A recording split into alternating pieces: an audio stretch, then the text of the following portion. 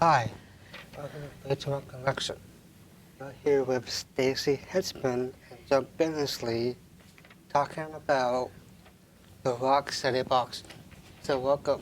Thank you for having us. Thank you. So how did you get involved with the Rock City Boxing? So I was in school to be a physical therapist, and my dear friend Joan, sister, found or watched a commercial about Rock City Boxing and our headquarters in Indianapolis. Right? And she called me because my husband Tom had Parkinson's, and she said, there's something I'm watching on television called Rock City Boxing. You better look it up. And I thought, okay, and I Googled it, and I found a gym. The only one in Michigan at the time was in Grand Rapids. Wow. So we started driving twice a month to Grand Rapids, and it was a long drive, and it was at night. And so I told Stacy during one of our lunch dates that we would have every couple months, I told her that I had been taking Tom there. And a few weeks, she was interested. And a couple weeks later, she called me and she said, I'm going to Indianapolis. And I said, what for? And she said, to become a coach for Rock City Boxing. Hello, Yay! right? So it's like fun physical therapy, right? Yes. Because it's active and everybody has a condition that they're fighting against. Okay. But you're not to say just in a PT clinic. And I've had knee replacement, so I know the exercises and seeing the patients, and it's more energetic and active, and it's different every day. So it feeds right into my ADHD that I have, because it's different, and so I love it, and it was great. Yep, that's how it all started. And then we were the fourth one then in the state to be able to open.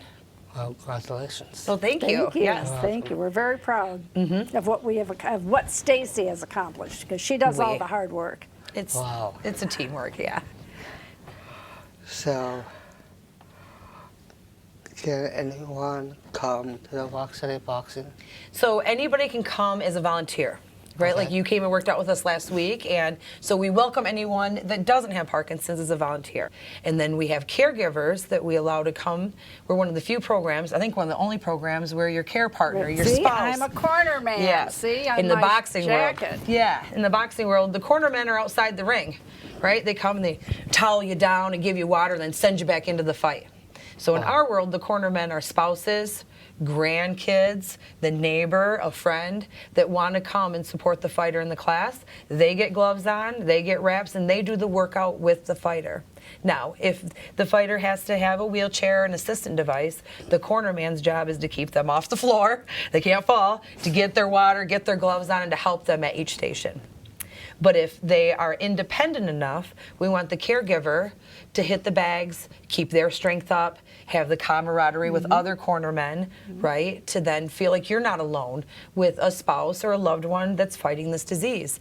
And then it lets them have their strength too, so as the disease progresses and let's say their loved one falls, they can help them get up off the floor safely because they have the strength to help with that.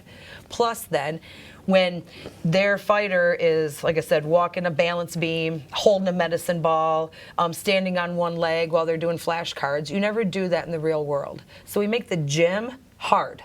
So when you're out in the real world, you can go bend down and hug your grandchild. You can pick up the laundry. You can go to the soccer fields, and like ours, you got to walk 2 miles, it feels like, to get to the game. You're not scared of that uneven surface because in the gym, I've made you do all that this week. So then your corner man or your loved one feels like, I can go down the road and have coffee. You know, Henry's fine or Sally's good at home because I saw what they did in the gym this week. Right? Like today, we flipped tires. They had 2 partners had to hold a bag up. They did play Connect 4 against each other, but they also threw medicine balls against the wall. We're not going to do that at home. But when I'm like, hey, can you grab that gallon of milk? You don't think it's going to then tip them over backwards because you've seen what they've done in the gym. So it takes down their fear, and they don't And then they know how hard their fighter worked today, so they earned their nap this afternoon. Oh, yes, the nap. Right? They always say you can get a nap, and I'm ready for mine. Right, too. So that's why we encourage, and as we're only one, because if you got prescribed PT, your loved one can't go to PT with you and work out with you. We're rock steady. We embrace that. We want the cornermen in the gym. It's not required for our, we call level 1, 2. Those that are still independent, they pass a fall assessment. Their balance is still okay. But when they get to that level 3, 4, the cornerman has to be there to keep them safe. So if they've got someone beside them, they feel like they can give it their all on the bag and not feel like they're going to punch it and then tip over, because there's one job that cornerman has, is to keep them off the floor. It's a really awkward ride home probably then afterwards, or dinner that night if you're like, honey, you let me fall, right? You had one job, keep me off the floor. So, but that's why our cornermen, we want them to come in the gym. But to be in the program, it is for Parkinson's, by Parkinson's. So we always say, they affectionately call themselves Parkies, right? And our founder was a young onset Parkie. He was diagnosed at 38. Wow. Yes, 38. And he was the Indiana state prosecutor for Indianapolis, and he was unable to start going on TV anymore. And, his tremors were really bad. And so his buddy was a boxer, and he said, come start working out with me. And then when he did, he noticed that his tremors were better. And he said, my hands are rock steady now. Could start doing his TV but because it specifically targets the 28 common symptoms with Parkinson's. And not everybody has the same symptoms, but the 28 core symptoms are what we focus on. And now it's been 17 years. We have data from Cleveland Clinic and the University, Mayo Clinic, and the biggest one just was researched and put out in September 2022. John Hopkins, genetically bred mice with Parkinson's. Wow. Right? So they gave them Parkinson's right from the get-go. Then the mice that had Parkinson's, they gave them an endurance hormone called irisin. So when you hit, and when you work out, when you get to that stage of your workout where you want to quit and you keep enduring the workout, our bodies secrete a hormone. And in that hormone stopped Parkinson's. And so right there, they're like, now they know why exercise slows the disease. And it is directly because of the irisin hormone that way. So that's our biggest breakthrough, because we always knew exercise worked, but we didn't know why. Yeah, So I have someone in my family that has Parkinson's. Yes. And my question is for you. How can they learn how to boxing and still move their hands? Yes. So when anybody walks in, I have a couple fighters, right? But there's millions of people that box that don't get Parkinson's, and there's millions of people that have Parkinson's that never boxed. Okay. So for someone to walk in the gym and think, am I going to get hit in the head? Are they going to punch me? And they don't know how to throw a jab or a cross. So that's part of even the therapy, is cognitively to remember a jab is full extension and the rotation of your hands. So we work through boxing basics at first. And it's non-contact. Yeah, it's non-contact. It's you against the station, right? So you're not fighting you, you're fighting that bag for 2 minutes. And then 1 minute water, and then you move to the next station. But the hardest part is to walk through the door, because it's very intimidating, and you think, well, I've already got Parkinson's, and how am I going to keep up? And I don't know how to box. Who wants to do that? Wow. But once they walk through the door and they see all their friends there and everybody has Parkinson's and you're not alone anymore and you feel that, we say misery loves company, right? So if you're working out for an hour and a half, you're with a group that's all in it at the same thing that you are. So you get friendship, and now you're buddies, and you're going to see them the next day. And so you get that drive to come to class more than just going to a local gym, let's say, because you're there by yourself and you don't know what to do. I take that guesswork out. So I design the workouts, and as an organization, as a whole, we focus on a symptom set a week.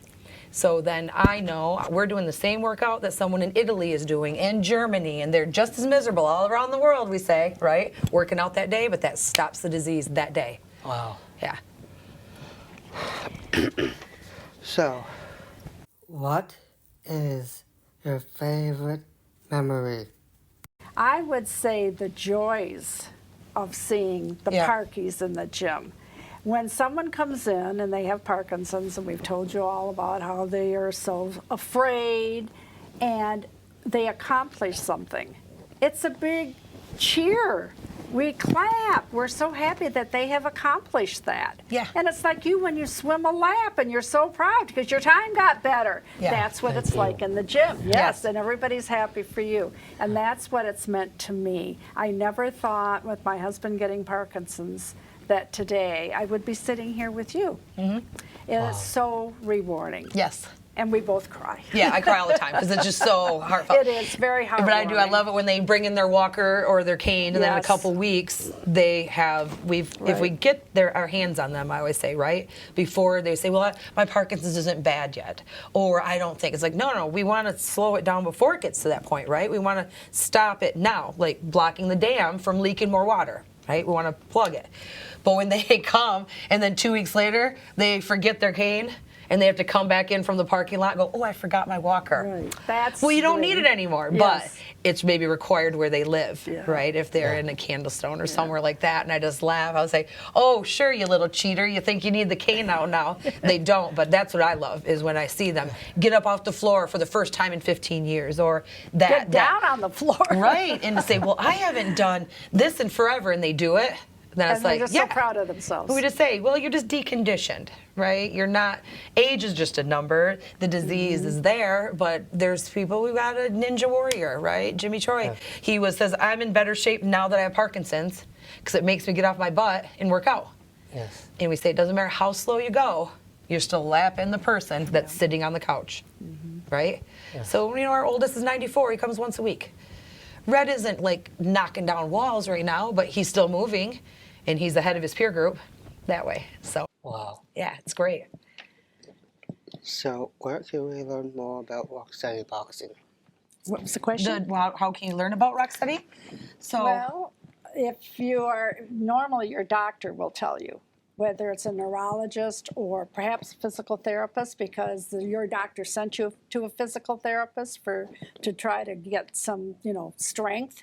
Then hopefully they have heard about Rocksteady Boxing. Right. And you have to have a doctor's release to come because we don't want anybody in the gym that we don't know if they have some issue, because everybody usually has something else wrong with them. They may have, heart issues or something to that effect. So we want to know exactly what their condition is, and we can modify everything. When you walk into our gym and you see that boxing bag and you're like, I can't hit that. Well, we have a lightweight one. Maybe if you're small, we have several petite women that probably you could blow over. They're so tiny. They hit the bag, but they're hitting it as hard as they can, but it's a lightweight bag. and then So- someone that might be in a wheelchair or walker. Right. Every station is modified for them, so we combined all of our classes together for our friends to all be in the same boat. Yep. And a lot of times they just go on Google and they'll go Rocksteady Boxing, and they might hit the like I said, I always say the Italy one. It always sounds so nice to hear them Yeah. go, oh, ciao bella, and all that, and then you stumble upon the German one, and you got Hans Lawrence going, and yelling at him, but he's motivating them, but it's so fun. Yes, so I say type Rocksteady Mid-Michigan, Yes. or Rocksteady Boxing, and then you'll see, you hit our mothership, as we call it, our main headquarters in Indy. They have a TV crew there every day, because they have 280 fighters at that location themselves, but they'll have the TV crew from Italy. They'll have Leslie Stahl from 60 Minutes. So every day they have a TV crew there because we're worldwide. We're in 19 countries. When I started in 2016, we were the fourth one to open in Michigan, but we were only 235 locations in that 10 years. Now the next 7, we're over now 1,000 because of the data supports it. And now there's one, we have them in, you think Israel, and with everything going on right now, we do check in with them and to make sure they're okay, right? But they are still providing the service that they can. There's one in Russia. There's one in Japan.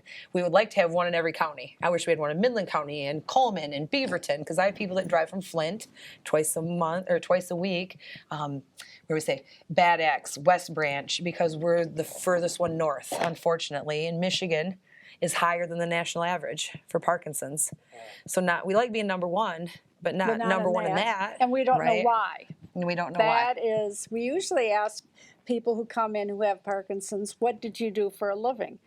Just for Stacy and I to know if there's some commonality, and there isn't really. There really isn't anything that we can put our finger on, and we were told that it wasn't hereditary. At least I was told it wasn't hereditary.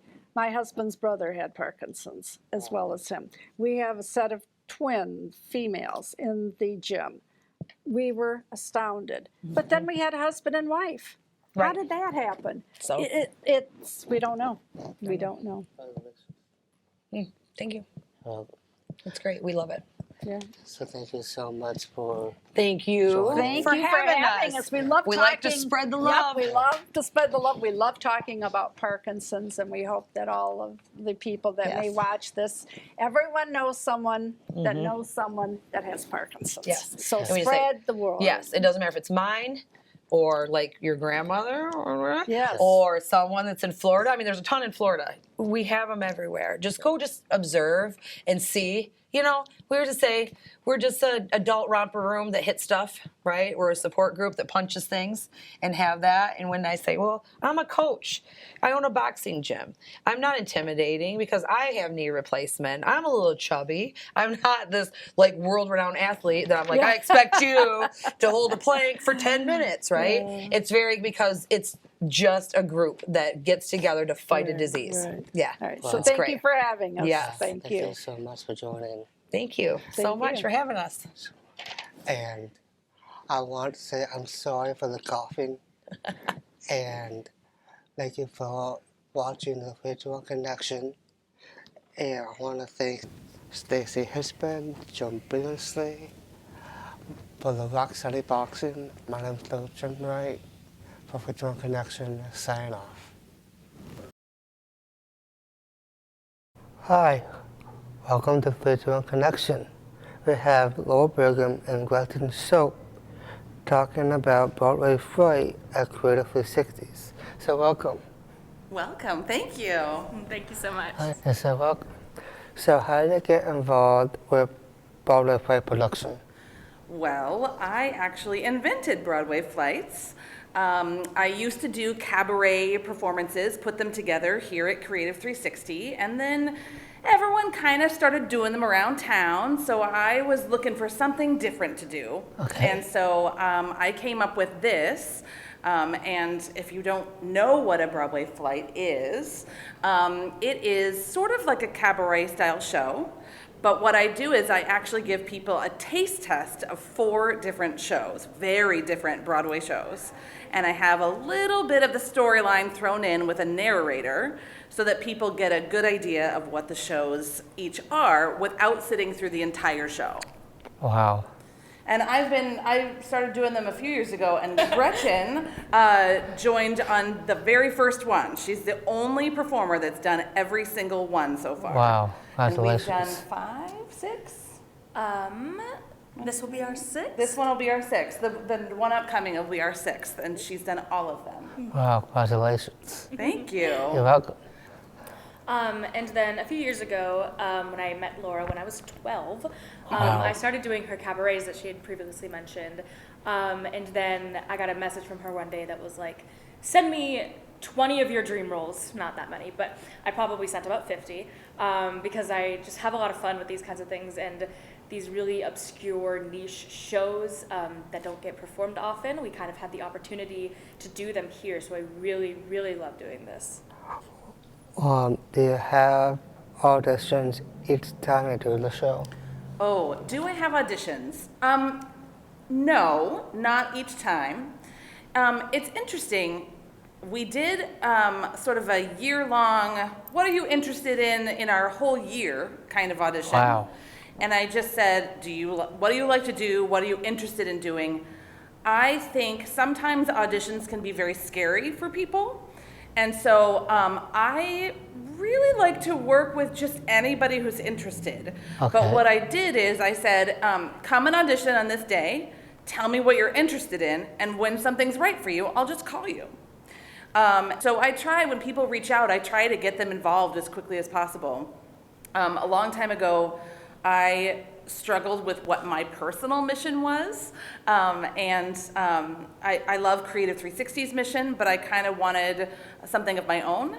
And I realized through this program and another one that I do here called Art Speaks, that my personal mission is to lift up other people's voices. And so I wanted to bring in as many different people as possible. So there are times with one of these that I'll bring in an entire choir to sing in one of them. Yeah, we had one with 54 people in it. So, and then we have some with just 20 people in it and only a few people. So, so I could include more people. That's really nice to do. Thank you. The other thing I think is really special about these shows is that not every musical was actually successful. Like, for instance, a few Broadway flights ago, we got to do Titanic, which was a massive flop on Broadway and was a disaster, but it has this beautiful, beautiful score. So we're able to tell that beautiful story and give a voice to this wonderful music written without having to go through the trials and tribulations of actually producing the show. Right.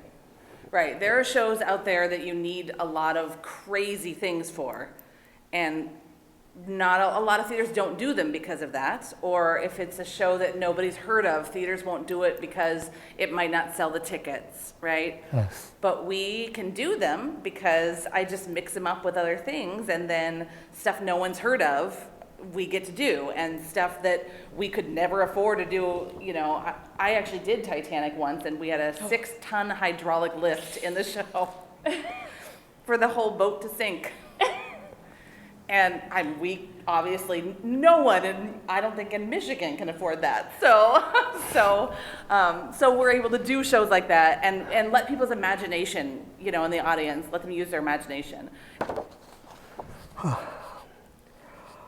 Do you have a favorite memory from all the shows? That's probably a you question. I do.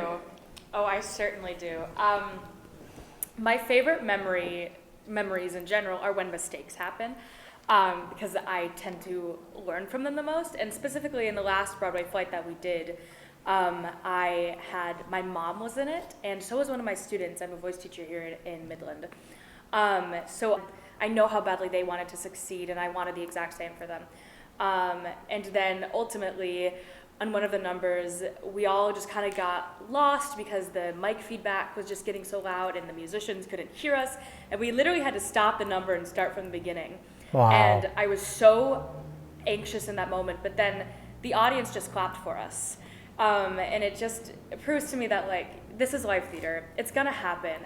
But this community is so loving and caring, and they care that we're up there telling an awesome story. And, you know, I got to perform it with my mom, which was awesome. That's fun.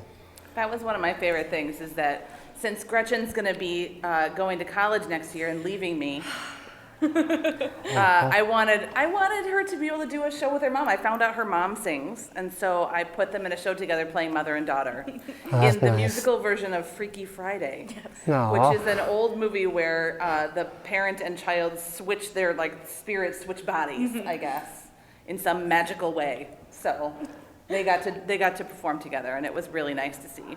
Yeah. Gretchen, are you performing anywhere else around Midland?